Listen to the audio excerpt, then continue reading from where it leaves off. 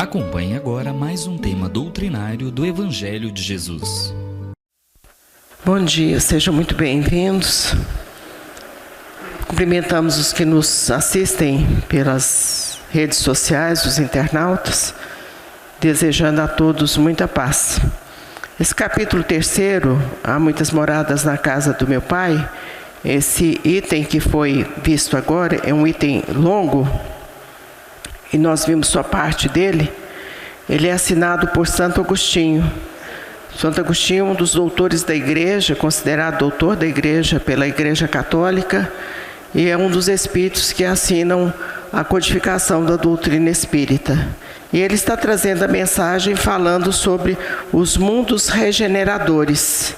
E nós já estudamos que há na divisão dos mundos, na qualificação dos mundos, diversos tipos de mundo. Mundos primitivos, onde estão as primeiras encarnações, mundos de expiação e provas, onde estão as encarnações relacionadas a todos nós que estamos no mundo de expiação e provas. Por isso a gente pede, sugere que leiam o Evangelho, o Livro dos Espíritos, na questão 100, que vai falar sobre a divisão, a classificação dos espíritos. Questão 100 do Livro dos Espíritos. Quem quiser participar conosco desse estudo, nós estamos exatamente nessa questão, estudando no nosso estudo que nós fazemos aí na cozinha. E depois vem os mundos regeneradores, que é esse que nós estamos vendo aqui, os mundos felizes ou ditosos e os mundos celestiais. Então essa é uma divisão trazida pela codificação da doutrina espírita com relação ao tipo de espírito que habita cada mundo. Então o mundo primitivo, primeiro, é um mundo mais atrasado do que o nosso, evidentemente. E nós vamos procurar nesse livro que se chama A Gênese, que é um dos livros da codificação da doutrina espírita. Sabemos que são 5 os livros trazidos pelo codificador. O codificador é Allan Kardec, aquele que todos nós, ou pelo menos a grande maioria, assistiu o filme. Se não assistiu, não sei se ainda está passando, mas a sugestão é que assistam para conhecer um pouco da história do codificador. E nesse livro aqui, que se chama Gênesis, quer dizer, o começo, ele vai falar sobre várias situações próprias do planeta Terra e vai nos mostrar também como será um mundo regenerado, um mundo mais ditoso, um mundo mais feliz, porque é para esse mundo que nós estamos caminhando.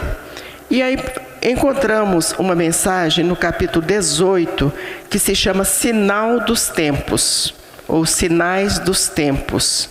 E essa mensagem é trazida por um espírito que se chama Arago. Foi um grande cientista, um grande professor, um grande matemático, escritor, uma das pessoas mais preparadas que existiu na Europa, na França, no período da codificação da doutrina espírita. Ele é contemporâneo de Allan Kardec. O desenlace dele, a morte dele, deu-se em 1853, portanto, bem próximo do início da codificação da doutrina espírita, que foi em 1857.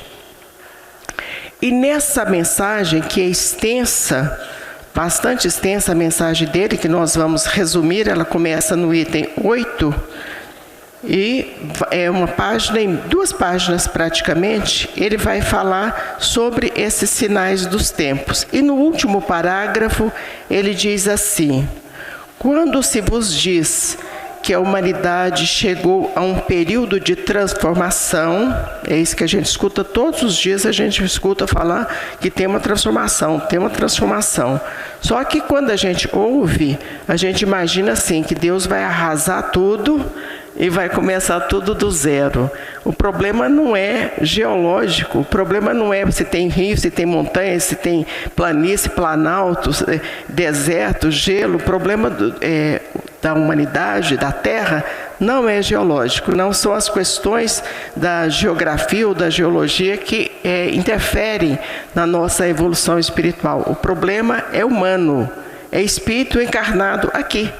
Então a gente imagina, e ouvimos muitas pessoas falando sobre misticamente que vai acontecer isso, e outros colocam até nas redes sociais: você não vai para determinado estado do Brasil há 2 anos. Foi uma loucura, porque diz que a região nordeste do Brasil ia ser dizimada num determinado dia. Várias pessoas me mandaram mensagem querendo saber o que fazia, porque tinha parente lá, se tirava o parente. Então aqui, esse Arragô, ele vai nos contar como é que funciona as coisas. Vamos repetir o que a gente começou. E é um parágrafo bem curto, que pegamos somente o último. O nome dele é Dominique François Jean Arragô. Ele, como disse, ele é francês, então é por isso que estou repetindo, porque se as pessoas tiverem interesse em conhecer a história dele, que é muito interessante, é só pesquisar. Quando se vos diz que a humanidade chegou a um período de transformação e que a Terra tem que se elevar na hierarquia dos mundos, nada de místico vejais nessas palavras. Então não tem misticismo. Não tem, o místico é aquela coisa secreta, que a gente não entende muito bem, que tem um guru, que tem alguma coisa, um mago, que tem alguma coisa por trás. Então está falando que não tem nada de místico nisso aí. Ao contrário, vede, ao contrário, a execução de uma das grandes leis fatais do universo. Então a evolução é lei, e lei a gente cumpre. Seja qual lei for, a gente cumpre. Aqui está falando de lei do universo, portanto está falando de lei natural. As coisas evoluem, contra as quais se quebra toda a má vontade humana. Então não adianta alguns dizerem que não vai haver essa transformação, que não vai haver esse mundo de regeneração, porque se nós voltarmos no tempo, vamos voltar rapidamente no tempo e a gente vai ver o que aconteceu. Na divisão da metodologia com relação à história universal, a história do mundo, nós vamos ver que até do início do mundo, o mundo primitivo, esse mundo primitivo vai terminar no ano de 476. O que é um mundo primitivo? Os homens moravam em cavernas, eles se alimentavam de peixes crus, de animais, as roupas eram aquelas peles, eles comiam as raízes, eles caçavam, pescavam e alimentavam. E eventualmente tinha uma briga ali também, por conta de domínio, por conta de poder. É esse o mundo primitivo. O início foi assim. Esse mundo primitivo vai se dividindo também, que não seria o caso nosso de trazer essas divisões. Mas ele vai terminar nesse ano de 476. Portanto, o período de Jesus, o período do cristianismo primitivo, o período dos apóstolos, dos discípulos, parte do Império Romano, está todo esse período inserido nesse contexto de até 1476. E por que esse período muda? Porque aí teve uma grande convulsão social e esse Império Romano que a gente vive falando dele, ele caiu. Santo Agostinho, que é o autor da mensagem que foi vista agora, ele teve grande participação para ajudar aqueles que estavam ali em Roma naquele determinado momento. Mas quando o Império cai, quer dizer, os bárbaros, e caiu pela corrupção, pela indolência, pelo orgulho, pela soberba, pela vaidade, foi por isso que acabou o Império. Quando esse Império cai, começa um outro período, continua a história. Aí esse outro período, que vai se chamar Idade Média, está no meio, a gente viu também que foi um período de grande dificuldade.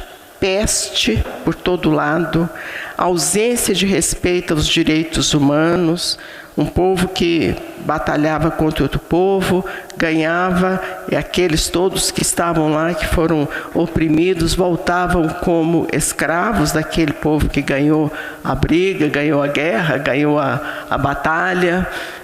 Fome, muita fome mesmo. Então, o período dessa Idade Média foi um período muito soturno, um período muito triste.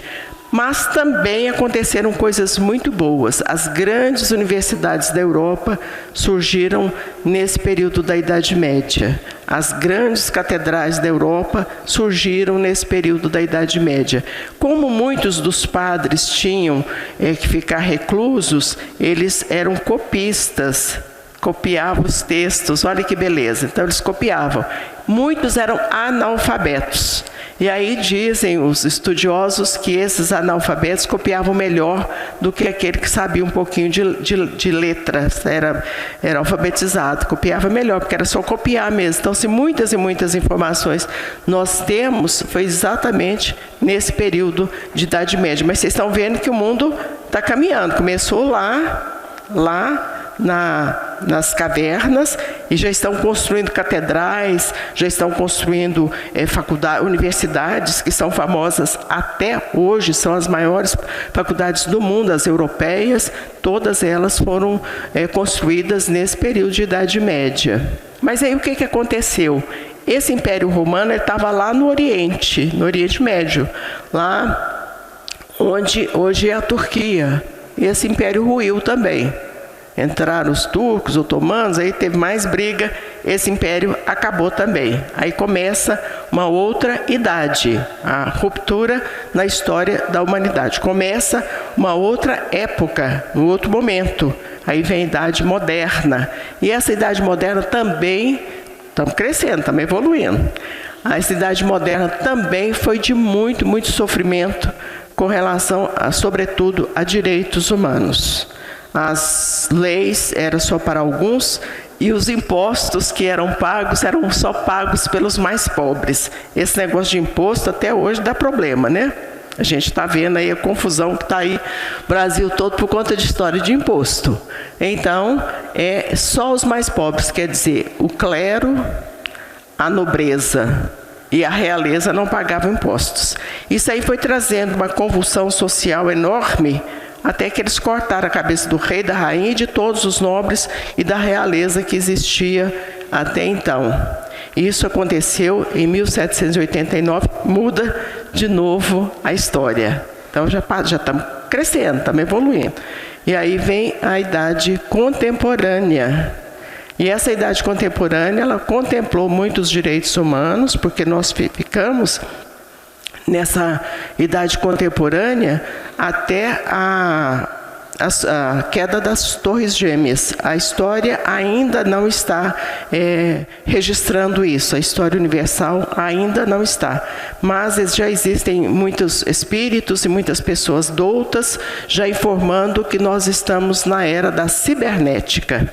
Inclusive, dentre essas pessoas que nos falam, nos trazem essas informações, é exatamente Divaldo, que ele diz que a partir da queda das Torres Gêmeas, nós entramos na idade, ou na era da cibernética. Então, continuamos caminhando, porque aquele homem que estava lá naquela caverna, muitos daqueles já estão em outros mundos, porque nós não habitamos somente a Terra, nós habitamos outros mundos também, e esse homem que está hoje, não tem as condições da tecnologia, da ciência, não se vislumbra a menor possibilidade de ter semelhança com aquele homem lá da caverna.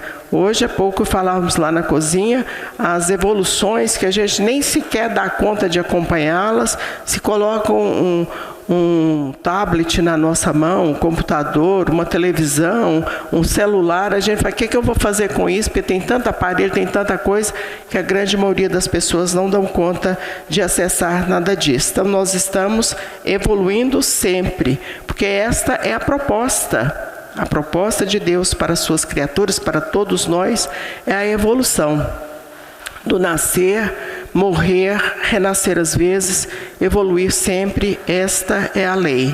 Mas aí como é que a gente faz para saber se está evoluindo? Ou como é que nós faremos para evoluir.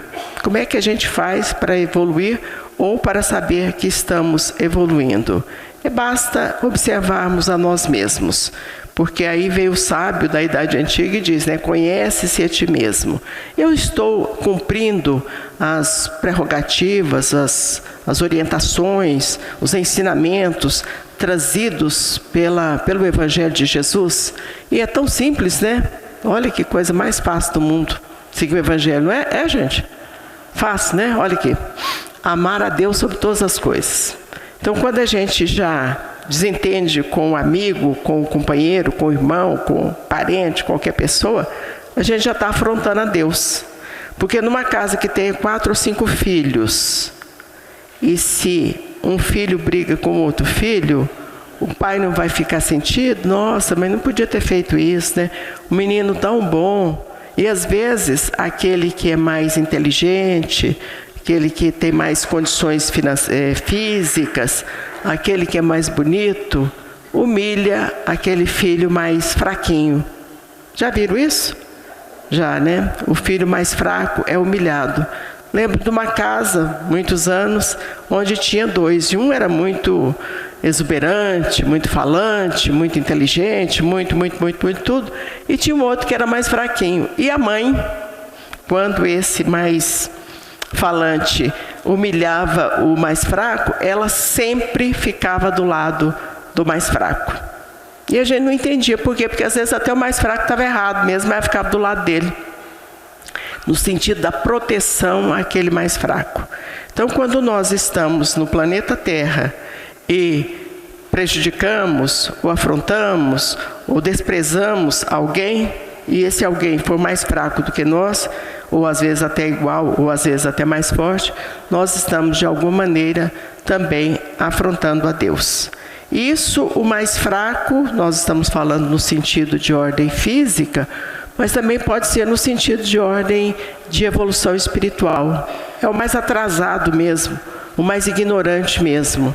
Esse mais ignorante, ele precisa de mais piedade, de mais misericórdia, de mais amor para com esse que é mais ignorante. Tinha um escritor inglês, chamava-se Oscar Wilde, que ele dizia assim, que não é o perfeito que precisa de amor, mas é o imperfeito. Vamos guardar essa frase, não precisa guardar o autor dela não, mas só a frase. Não é o perfeito, mas o imperfeito que precisa de amor. O perfeito já está com a vida resolvida, já tem sucesso na vida, já está com tudo organizado, já tem um conhecimento maior que dá a ele a condição de fazer um trabalho de administração da sua própria vida, e o imperfeito não. Então, quando nós afrontamos alguém, nós estamos afrontando exatamente o Criador. Mas muitas vezes nós não afrontamos uma terceira pessoa, nós nos afrontamos. E isso a gente está vendo ultimamente com com muito destaque. As pessoas que têm um desamor à vida, as pessoas que não se amam, não se respeitam, que acham que não tem qualidade, não tem mérito nenhum, é uma baixa estima. Então existem situações que há necessidade sim de um acompanhamento psicológico, de uma pessoa para ajudá-la. Mas se também inserirmos nos nossos textos do Evangelho, nós damos conta de resolver muitas das questões que nos abalam e que nos tiram a autoestima, a alegria de viver. Primeiro, nós vamos entender que nós somos únicos. Não existe ninguém igual a nós. Pode tirar DNA, pode tirar digital, pode tirar isso, pode falar que é filho dos fulanos, do cicrano, não sei quem e tal, mas nós somos exclusivos. Olha que maravilha, exclusivo, uma criação exclusiva de Deus. Uma criação exclusiva é algo tão caro, mas tão caro, que se a gente for numa loja e falar assim, eu quero um carro exclusivamente para mim, eu vou desenhar o carro e quero esse carro para mim, não tem outro carro, não quero que tenha outro carro igual. Se o carro custa 100 mil, pode ter certeza que vai ser uns 2 milhões de reais um carro criado exclusivamente para aquela pessoa. O carro blindado, que não é exclusivo, já é caríssimo. Imaginemos um carro que foi construído só para mim. Então, nós aqui, se quisermos algo exclusivo, uma roupa, um sapato ou qualquer coisa, nós vamos pagar muito caro por isso. Nós somos exclusivos. Somos filhos de Deus, criados para a perfeição. E nós vamos alcançar essa perfeição, porque nós somos imortais. E não adianta pensar que daqui 50 anos eu não existo, porque eu estou vindo desde esse período que nós começamos lá, daquelas cavernas. Fomos passando, Império Romano, e fomos chegando, até chegarmos a essa encarnação. E essa encarnação é uma encarnação bendita. A gente não tem ideia, a gente não para pensar a importância do conhecimento da doutrina espírita nas nossas vidas. E os que estão há mais tempo na doutrina poderão dar seus testemunhos. A vida sem a doutrina espírita seria muito pior. Se é que ela está ruim, ela seria muito pior do que está agora. Porque a doutrina espírita nos traz a esperança. E ela nos traz a alegria. E não é uma coisa mística, como disse o Arragô aqui agora, ou uma coisa utópica, quer dizer, fantasiosa. É um fato real. Quanto mais a gente estuda a doutrina espírita, mais a gente se convence das verdades trazidas pela doutrina. Porque é uma doutrina que tem lógica. Tudo isso tem lógica. Imaginemos nesse percurso que nós fizemos aí ao longo da história, se não existe um encadeamento lógico de todas essas situações. Há pouco nós falávamos lá no estudo da construção de Goiânia, da construção de Brasília, quer dizer, tudo foi encadeando para que as coisas acontecessem como aconteceu. E essa previsão para a construção de Brasília, ela inicia-se muito antes da existência do Estado de República do Brasil. Nós ainda éramos império quando Dom Bosco, que foi um grande médium, lá na França, ele fala que surgiria aqui no Planalto Central uma grande civilização. Então, tudo é encadeado. A nossa vida é encadeada. Então, as pessoas que estão próximas a nós, elas estão próximas, não foi assim, por acaso. Só nós, humanos, imperfeitos, num planeta de expiação e provas, que não fazemos a coisa com planejamento. As coisas de Deus são todas elas planejadas. Nós é que ganhamos 1.000, e esse mês a gente não sabe como é que vai fazer, gasta 2.000, aí no terceiro mês já estamos devendo 1.000 que passou, então a gente não tem planejamento com relação às questões de finança, a gente não tem planejamento com disciplina para ir à casa espírita, se hoje puder eu vou, mas amanhã tem um outro compromisso, aí eu não vou. Então, quer dizer, com relação ao culto no lar, hoje chegou visita, hoje eu estou sozinho, então a gente não tem disciplina para dormir, a grande maioria dorme fora de hora ou acorda fora de hora. Nós não temos disciplina para alimentação. Contava há pouco de um companheiro nosso, fato real, que ele tinha diabetes, fazia os tratamentos, tomava os medicamentos, fazia as dietas próprias, quem tem diabetes sabe como é que funciona, e num determinado momento alguém disse a ele que ele estava curado. E ele, com aquele entusiasmo, não procurou consultar um médico, não procurou fazer um exame, passou na feira ou no mercado, em algum lugar, comprou uma rapadura, comeu metade dela. Então, desequilíbrio. Ele está dando mensagens há muito tempo. Desencarnou em decorrência de um desequilíbrio alimentar. Quantos de nós, desequilíbrio alimentar, desequilíbrio na mente com relação à ojeriza, à mágoa, à vingança, à ira, a julgamentos das pessoas, tudo isso nós fazemos e aniquilamos as nossas vidas. E quando nós já estamos com ela bastante aniquiladas, a gente pensa assim, não vale a pena viver. Esquecendo que nós somos exclusivos. Esquecendo que Jesus disse, vós sois deuses, brilha a vossa luz, porque nós estamos caminhando para sermos espíritos puros, e não adianta atentar contra a própria vida, porque nós vamos eliminar o corpo, mas o espírito vai continuar. E as obras espíritas nos falam da dificuldade dos espíritos que retornaram ao plano espiritual, motivado pelas suas próprias desmotivações da vida. Aqueles que atentaram contra a própria vida e conseguiram. E a gente fala isso na preocupação, porque todos os dias a gente fica sabendo da dificuldade de jovens, sobretudo, com relação à questão da vida. Não vale a pena. Não vale a pena atentar contra a própria vida, porque nós vamos continuar, porque somos espíritos imortais.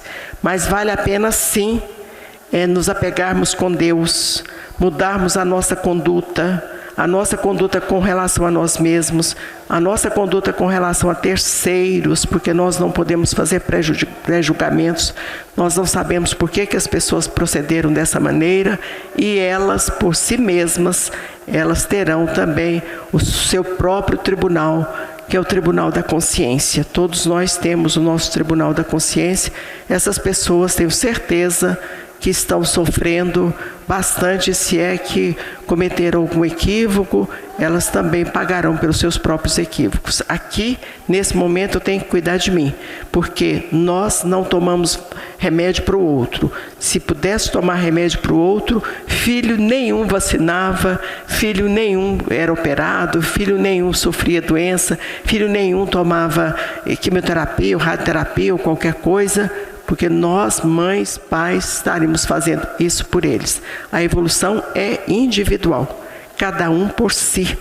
E isso nós vamos continuar nesse processo de evolução. Estamos nesse mundo de expiação e provas, não sabemos, então não adianta falar que vai ser em 2020, ou 2050, ou 2000 não sei quanto, porque isso aí, como a gente viu, não é coisa mística, é coisa da espiritualidade que está caminhando.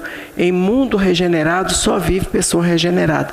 Nós estamos caminhando para esse mundo. A ferramenta que nós temos, é a doutrina espírita, porque a doutrina espírita está restabelecendo o Evangelho.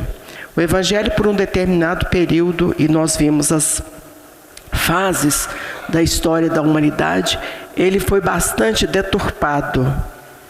E nessa deturpação, muitas coisas que eram prioritárias foram deixadas de lado e outras surgiram no lugar delas. Por exemplo, mediunidade. A mediunidade não é um privilégio da doutrina espírita.